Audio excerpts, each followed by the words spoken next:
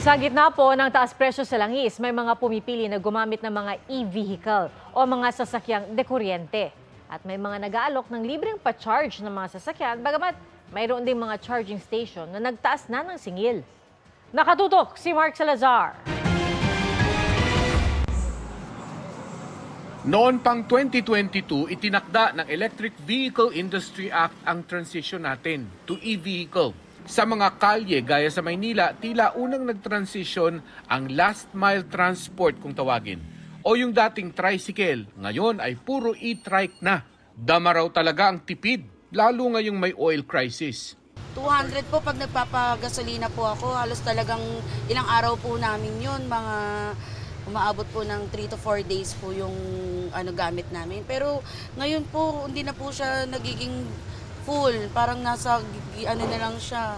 Pero hindi ba takaw huli ang e-trike, lalo na sa Metro Manila? Meron din pong destination po ito na hanggang doon lang ang pwede mo, hanggang dito ka lang, boundaries, hanggang dito ka lang pwedeng dumaan.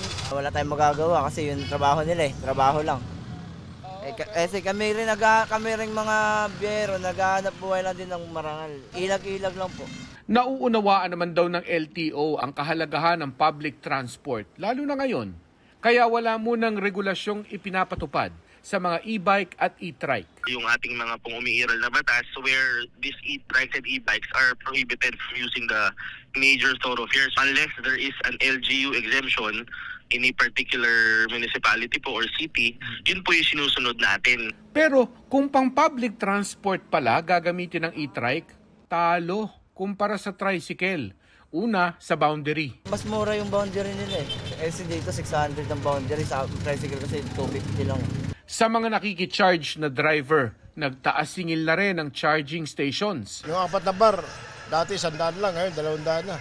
Sobrang tumal, sobrang taas ng gasolina kasi po ito, generator po yung namin. Pag nagcha-charging kami sa generator, kasama na sa namin sa boundary. Ang Quezon City LGU may libreng electric charging stations sa Amoranto Sports Complex para alalayan ng sektor. Well, partly it's solar-based, no? May solar panel tayo sa roof ng station, and there's also a power from Meralco na kinukuha.